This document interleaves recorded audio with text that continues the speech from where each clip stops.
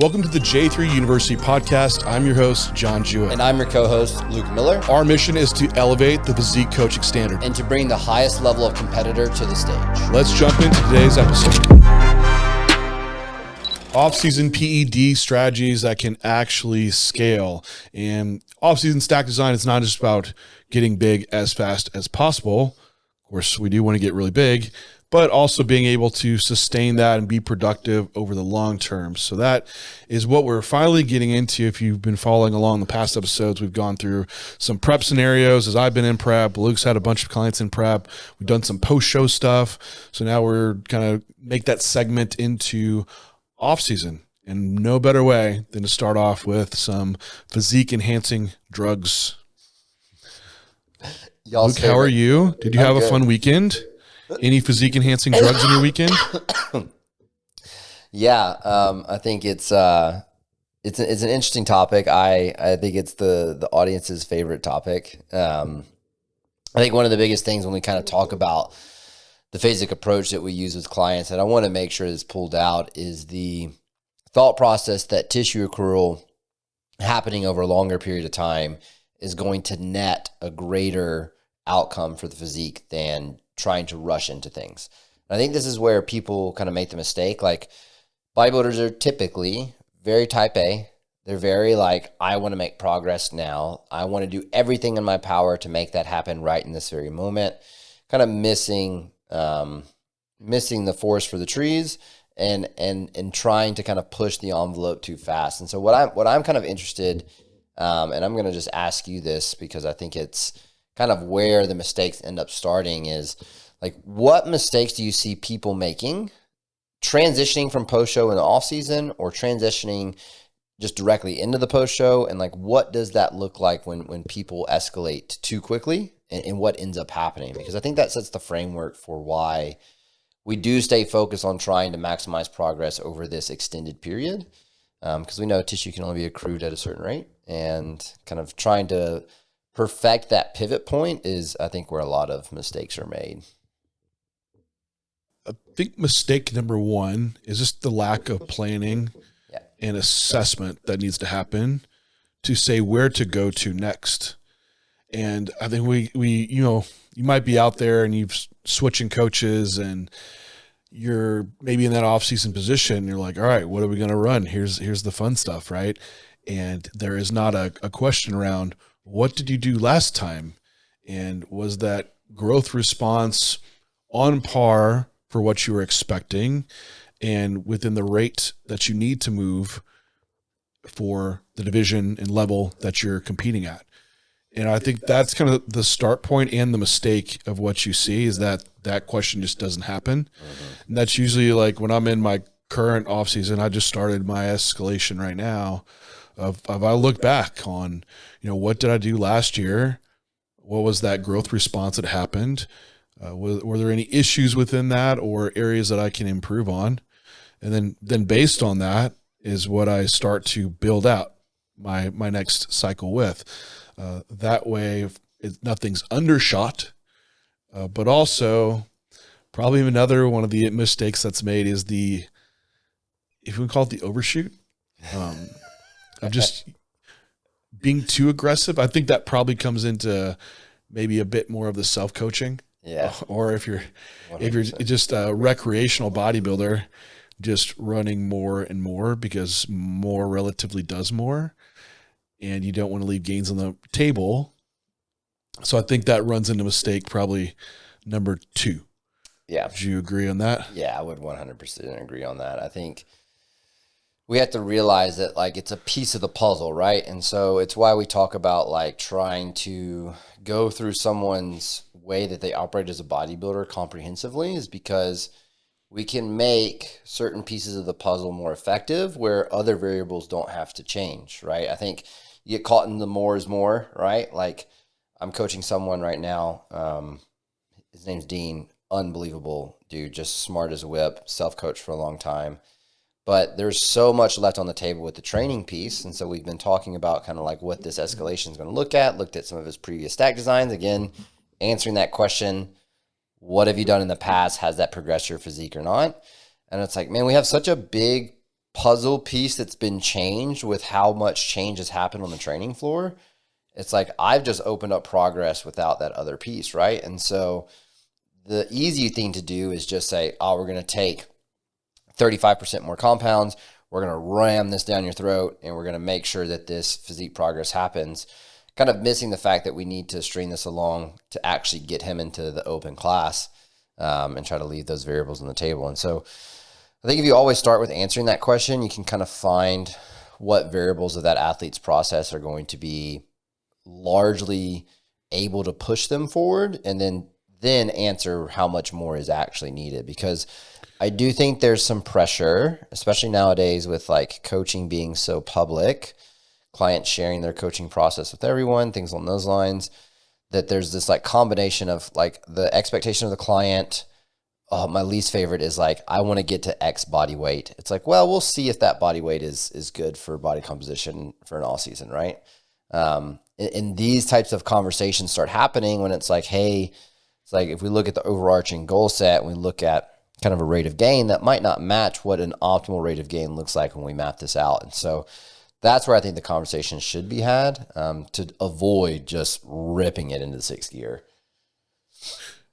Yeah, I think to give more context around that too, I think you, like off my assessment as well, like last off season, I ended up going from like post show to my peak off season weight was about a 25-pound increase. Then I looked at, okay, well, what did that mean for like tissue change? It's like, all right, this is like 7 to 8 pounds of stage weight. It's like, all right, so that was like 17 pounds of body fat, or was some water weight too that had to come off. Yep. And so that equated to roughly like a 0.4% body weight increase per week. And so I could say, well, I could probably not have such an aggressive increase in body weight, but it's like, oh, that probably didn't leave anything on the table and I still had a quick prep.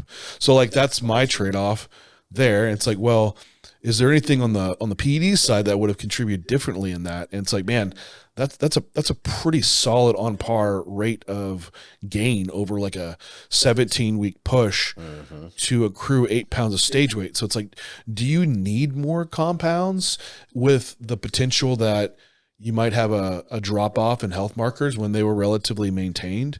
Then another question to myself is, do I want to take more risk really? And I'm already at a higher amount that I kind of would want to push beyond. So, you know, with that in mind, it's like, oh, well, hey, have you pushed the growth hormone lever as hard as you could? It's like, well, I kind of wanted to see what that could going higher. So I've been in like kind of the 9 IU spot per day. So it's like, I'll push that up. Let's go 12, 13 and see if there really is like a bigger difference there to see it out. But I do think at some point in your higher level stuff, there is a point of just, you're not going to pull more out of more. And likely I think a lot of individuals are going to cross the threshold of there's a very smaller, much smaller return of growth, but a much more substantial other effect of higher dosages. Negative effects. And I think people are going to hit that mark likely before you're topping out at the continued growth rate kind of trailing off on that end. So another client situation I brought up is one where you don't always need to do more. And looking at the post-show phase of my current client, he's growing post-show like 400 milligrams of anabolics and like 7 IUs of growth hormone, which I think that's a bigger one as the growth hormone came out, but a lot of variables improved, right? Like such a better bodybuilder post show than he was off season last year for numbers of reasons, right? Recovery, training capacity. And so last year was like, I don't recall exact numbers, like 2.4 grams per week of gear. And I sent him a cycle and it was less, right? It's like 2 grams. Like, well, why isn't it more? It's like, you're going to get more out of less because all your other bodybuilding variables have substantially improved and you're already growing. It's like you're growing on 400 mgs per week. So why do we need like 3 grams now to grow? Like if you're already growing. So don't lose sight of like what happened post show as well. And if you're seeing someone like improve and training performance is going up, they likely don't have to go way beyond that, because very potentially they improve their bodybuilding process from there. So with that being said, there's a point of like, when should PEDs actually be increased? And so what are indicators that you see, Luke, of like, okay, this is clear, like we have to push the lever here? And do you do a little bit of that anyway, just to make sure I do. Progress happens? I do. Especially the people I've been working with longer. I think the people that I've built trust with over a long period of time, we've done a lot of athlete development where I know how they execute their process has kind of elevated from where they started, and there's probably less margin in those areas, right? We probably a little bit more likely to bring that up in those cases. But as far as like, when do I actually look at this being increased? It's going to be kind of based on rates of progress, kind of like John was pointing out mainly. But secondarily, it's going to be making sure that the stuff that we're doing is not skewing health metrics too far. Like if we're already having issues managing health metrics, whether it be like blood pressure metrics or actually what we're getting back on lab work, we might need to change the dynamic of how that PEDs ran. Luckily, it's very rare that that's the case. That's the rate limiter that holds me back. But it's mainly that rate of progress thing. And I think I think of this in a way of earning the right to use that level of compound usage, which is just my coaching brain working. Like, I don't know that I necessarily communicate this to the clients unless there's a high level of pressure from the client of wanting to take more. That we have to have variables from like the training, the sleep, the nutrition, the how we execute as a bodybuilder to earn the right to take escalations, in my opinion. Now, if they're uncontrollable variables, that variables like that can't change, like this would be work related or things along those lines, then potentially like that's where making that a more aggressive PED increase is probably one of the only levers you have available. It's like the classic thing that comes to my brain is I have a client who works night shift currently. He's been working night shift the entire or switch shift the entirety of working together. And it's like his process is so perfected on every other variable. It's like taking compound progressions in that athlete is our only way to improve him as an athlete. And so I'm going to be taking that with the next push phase that we take. However, if that person was to step out of that job and like we're no longer dealing with like switching from days to nights, that is a massive consistency variable that would allow me not to have to do that. And so I think it's kind of a balance of looking at what's on the table cards wise. I'm always going to go for being a better bodybuilder than I am drugs, but you are kind of pigeonholed into situations where drugs is the only option, in my opinion.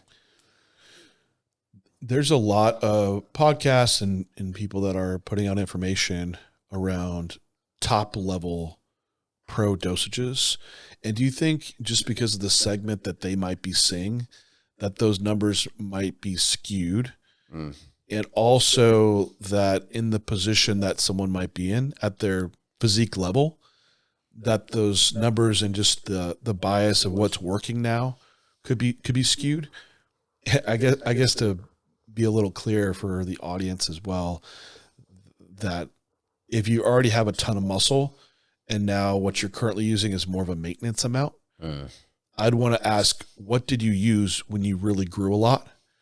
And I guarantee there's always some phase that someone pushed the envelope and then they likely put on a lot of tissue during that time. And again, we need to move people up over time. But I think if you are looking at a lot of who's going to have popular podcasts and content are going to be those that have some type of experience or they're pros, right? So their lens just might be a bit skewed in what they've seen. So it's like, look at a top whoever, name any top 5 guy on, Phil Heath, right? Phil Heath talked about his gear usage. It's like, this guy sounds like he barely did anything. It's like, oh, so the pros don't do anything, so none of us need to do anything. It's like, well, no, that's not really accurate, is it? Like the more average genetic guy might have to be pushing that a lot harder. And the reality is that is the truth than what a Phil Heath would. 100%. So do you think there's a skewing of and people not sharing the reality of like, once you coach more people in the average segment, that there is a higher dosage push that needs to happen maybe over your top pros. Thanks everyone for tuning in to today's podcast. Are you struggling to hit your peak on show day? Feeling lost in the off season? Upgrade your coaching game with J3U University. Our program covers everything from off season to contest prep to peak week, all based from real client results. Along with our comprehensive physique curriculum, you'll also get access to our 4 rooms with our J3U team to answer any questions you have, and live Q&A sessions to further your coaching and athlete experience. We are the source of education for top IFBB pros and coaches. Join us to elevate the coaching standard at J3 University. Let's get back to today's podcast. Yeah, 100%. I think it's what you actually end up happening is when you work with people long term. Like I have people, I use photo logs, so like my photo logs are numbers. I have people that are in the 200s now, like they've been working with me that long. You get to a point where you can only do so much on the day-to-day life variables where it's almost guaranteed each push is going to be between a 10 and 25% increase in compounds, closer to that 25% every time in order to gain more progress if you're seeing progress slow in the previous phase. It's basic math. Like if you have controlled every other variable, training can't get much better other than minor tweaks. You can't be a better bodybuilder due to life scenarios like financial, work, whatever it might be. Like that is pretty much your only lever to pull. And in order to make more progress, you have to pull it. And so usually the conversation starts around 20%. That's a conversation that's had with each athlete. And we talk about kind of benefits and detractions, what that health metric monitoring is going to be, what previous health metrics have been for that person. Is this risk worth it? And then that decision's made. And that's just the reality of it. And then this is conversations with people like, it's crazy. Like some of my amateurs who haven't even stepped on pro qualifier stages yet, the amount that they're needing to get to that level genetically, it relative to some freaks I've coached in the past, is just, you're not even talking the same game. Like it's just such a harder lever you have to pull with those people. I'm going to push you here. Do you have like a top dosage where you like it pushed your comfortability? Yeah. But it's just what it needed. And do you want to share that? Yeah, I will. I won't share the person. Yeah, don't share the person. I won't share the person.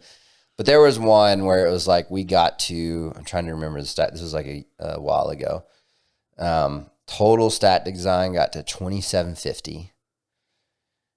And I don't remember the ancillaries, what those numbers got to, but I know GH was well above like 13, 14. And that was like, I was very uncomfortable running that. But it was one of those situations. It's like, this might be your last couple years competing. This is what you've ran in the past. And it's kind of in that 22 to 2300 mark.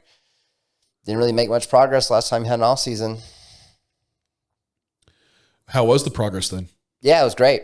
Best physique that had been produced ever by that athlete. Yeah, I had a very large human that was, like you're talking 310, 320. Yeah. And seeing what they previously did and not wanting to leave anything on the table. It's someone too that we're not looking for like, I just need a couple pounds of stage weight here. It's like when you're over 6 feet, it's like, all right, we really need to fill in some gaps. It's like putting that to 3,500 milligram per week, considering too that this person's like over 300 pounds. And I think some of that makes a difference, right? But then we're seeing like substantial progress again when that person needs it. Now, every offseason thereafter, it's when you can start dialing things back because the tissue's there. I think a lot of these pros like that have the genetic propensity to just put a lot of tissue on. They're just not having to do the thing in the offseason like other people need to fill in those gaps with tissue. Yep. And I've seen guys that are running in that 3 to 4 gram mark at times to like really push it, that have the crappy genetics and that also have still put on a lot of size already and they still need more. And again, that's it's a risk thing, but what we're talking about here is trying to put a physique on stage. Yep. And when that's the priority, it makes that decision making clear, right? This is like, and these are decisions with athletes who their physique is like the only thing that's like their primary focus. Like they're okay with managing the health risk according to doing this. Like you're not having these kinds of conversations with someone who's a recreational or competitive bodybuilder at the amateur level. Has anything changed your approach? Like once you do start an off-season push, like when I first started doing cycles, it was like week 1, you're full bore, right? Like if you're running a 1,500 milligram per week cycle, you start 1,500 milligrams week 1, and you run that for X period of weeks. But, we've been doing escalations over weeks to get up to peak dosing. Has your approach around that changed at all? Yeah. And maybe... Yeah, go ahead. Do you see benefits or cons around it too? Yeah, I think it's morphed a lot over the years, actually. Like I would take longer to build up to peak dose. Now I take shorter to build up to peak dose. I think in certain situations where I have all-season sprints, so like I have a client I'm thinking about right now that's like because of the way their life schedule fits, we're going to have like a 13-week push. We're going to have a little bit of a break, and then we're going to have another 13-week push later. Like in that scenario, I'll just go ahead and send full dosage. But like if I had the full 20-week buildup, I would do like reach peak dose in 4 to 5 weeks, kind of escalate that up. I do find that pretty beneficial for people that you're kind of trying to find the upper ends of test for. Also, I find it very beneficial in this current day and age where nobody can get Master on E or Primo, and you're having to use drugs you haven't used with athletes in the past. To manage that, like just watching, like if EQ gets plugged in, are we seeing crashed E2 from that being plugged in? Are we dropping the need for DHT derivative period because you get so much E2 management from EQ? These are the questions you're having to answer now, where like the escalation piece really helps, because I like the idea of like having some testing pretty early on to see where that E2 is, if that EQ is coming in early on. But these are like problems you're dealing with now. But yes, general rule of thumb is you're typically hitting peak dose somewhere between 4 to 5 weeks in nowadays. But I do like that escalation process just to kind of monitor how someone's handling each increase in dosage. One thing that I was doing with the boldenone needing to be used more so, you can give your thoughts around this too, is that on the start of an escalation, for one, I'll be a little bit more aggressive with testosterone because there's more likely boldenone is going to crash you too. But I will start EQ full bore. Yeah, I do and too. That way I get the quickest stability of that, and it's a longer ester, right? So probably 6 weeks in, you're getting it more stable. But then tests can keep escalating up along the way. I can pull labs at any point and get a rough idea if I'm heading in the right direction, or if I'm already seeing estradiol's like getting up there. It's like, all right, let's just hold test, and I'll fill in the rest with mass or mass prop or whatever I can get, or I could tweak boldenone down so I can maybe get a quicker stability in one variable rather than both kind of escalating up along the way. I'm doing the exact same thing. EQ started as full bore dose straight out the gate, and then you modulate the other compounds around it. Because, for those that don't know, like test and Masteron's kind of nice, because when you find your test dosage, Masteron doesn't influence it drastically. But with boldenone, you all of a sudden will be able to run a lot more tests, or you'll just smash and at the same turn, because of that, you're smashing your estradiol. So it's makes it a little bit more complex in cycle design, and having to find, with this much boldenone, I can run this much test, but when boldenone's not in place, then this is what my test should be at. So it's a little complex, but run it once and you'll know pretty damn quickly where you should be. It's just a one-time exploration of that. Having your test and boldenone set for like 6 weeks, pull labs, see where you're at, and then also go off your subjective of how you feel. But anyway, around the escalation, I think that is a point to bring up too, is the contest schedule of, what duration of time do you have to spend at some peak dosages to pull out progress? As someone might be competing like earlier the next year, and just maybe you have to run something shorter. And I think the physique also matters as well, which if you have someone that's pretty lean and has a long runway to grow, it could be very, very well okay to spread that out longer. But if you know you're going to reach a stop point to need to drop some fat off relatively quickly, it might make more sense to escalate up a little bit faster. And the whole theoretical concept around that escalation is that week 1, you shouldn't need a full send to start growing. Now, of course, these esters do accumulate over time, so there's kind of a natural rise in peak serum levels, but just tapering that out over 5 weeks, you end up kind of this now a 10-week just accumulation as you're requiring more to grow, just like more food, more training stimulus, etc. So it just lines up really well that way. And also with the health aspects, like those past times I've dropped in like 1.5 grams week 1 as my cycle, it's like, oh man, like resting heart rate jumps up, like sleep starts taking issues, blood pressure jumps up because water levels are jumping up really quickly, versus an escalation. There's just less organ stress and health detriments that can occur and impacts on sleep. And so that's part of more of the rationale along that. So you don't need to just take everything on week 1.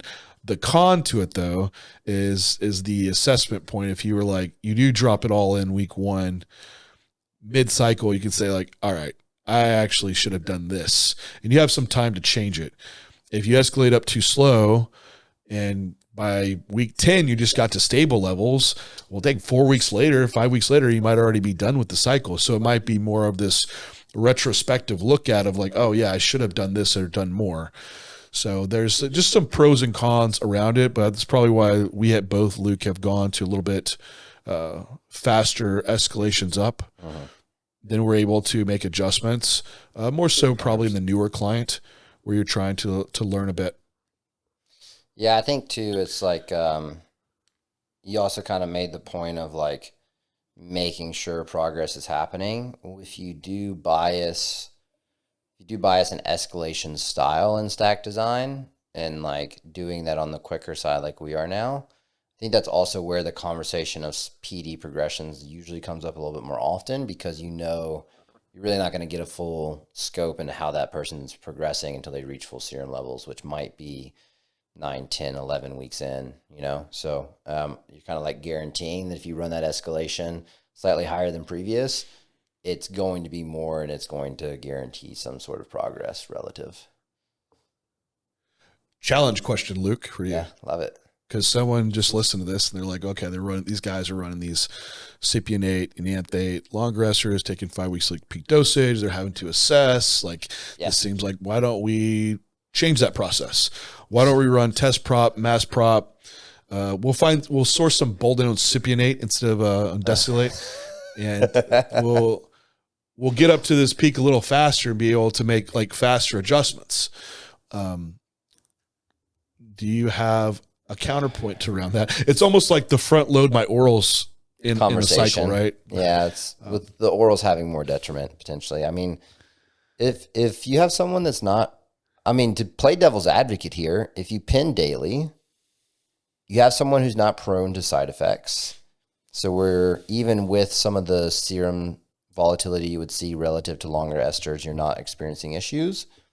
Arguably, could that be a way that someone went? I think you could make a case for it, but it's not how I would prefer from a management standpoint as the coach trying to manage someone's stack design. I like a little bit more steady serum levels and making sure that I'm managing it in that manner. Would you agree? Yeah. To the point is like the escalation point is to try to linearly like match kind of their need of growing as we're moving into the off season. So to just all of a sudden, hey, I need some peak doses on week 1 is the same point of dropping in your full cycle in week 1 again. Yeah. The other, I think, counterpoint around that is typically your short esters are low milligram per mil as well, which at an earlier point might not be problematic, but very well could be once you're getting to higher dose stuff. when you're trying to fit that much in. It kind of lends itself to needing to use the longer esters because it can be a higher milligram per mil. And then you get into like pretty much having to shoot daily to have more stable serum levels, which is another problem for a lot of people, which the earlier on guys, I sometimes will leave guys on shots 3 days a week or every other day if I can, just to meet in the middle of like creating serum stability, but also not turning into a pincushion. So it could be done, but I think it's kind of missing the point of the big scope of like bringing someone up and not trying to dump the kitchen sink in week 1, match their growth rates together, and also managing shot volume and, pinning soreness and stuff too. So, yeah, I think from a coaching perspective, it just makes it so much easier to manage the athlete. Like you mentioned, there's not adherence. We talk about this in nutrition. I don't understand why we don't talk about it in PEDs. Like adherence and sustainability, and that adherence is a huge aspect. Like I've had people just miss shots trying to do daily with them. So just a thought. No, it's even compound selection comes into that play. Like you could have what's optimal on paper, and that's where I see people argue all day long. It's the same guys arguing probably about biomechanics and optimizing like a lift, and they just haven't actually gone in the gym and tried it to quickly realize that is a less than ideal approach. Try actually pinning that over 20 weeks. Yeah. See if you can actually sustain that. And you're quickly like, oh no. It's like, have you ever run 3,000 milligrams per week of gear? No, you're just here talking about it like what you read and listened to someone else say. Like, try to do that, and it's going to quickly change the compounds you pick and why you're picking them, and that probably might be the reason why your syringe is filled up with what it's filled up with, and not the ideal paper scenario. Yeah, because again, it comes down to what we'll wrap this up with here, Luke, is assessing the need of the person in front of you, and what becomes optimal is based on what that client needs. And around whether it's nutrition, training, or PED strategies, that's your start point, is assessing what worked in the past, what didn't, and then personalizing that along the way. So these like absolutes or black and white things or what looks good on paper in the coaching world, it doesn't always play out so cleanly like that. And there's some good framework to work within, but in coaching, a lot of times you're kind of operating within this gray area. Not gray area of doing sketchy things, but gray area that you're seeing a mixed approach and responses that you're having to adapt to. That's not always so clear cut for everyone. But anyway, we will wrap it up there. Next week, it's going to be one for the ladies. Yep. Female growth. This is why you are staying the same. Luke I will dive into that and give you some insights into the female offseason, which, don't worry, guys, it absolutely is still going to apply to you, but it'll be for the ladies. So anyway, thank you all for tuning in, and we will talk to you next week.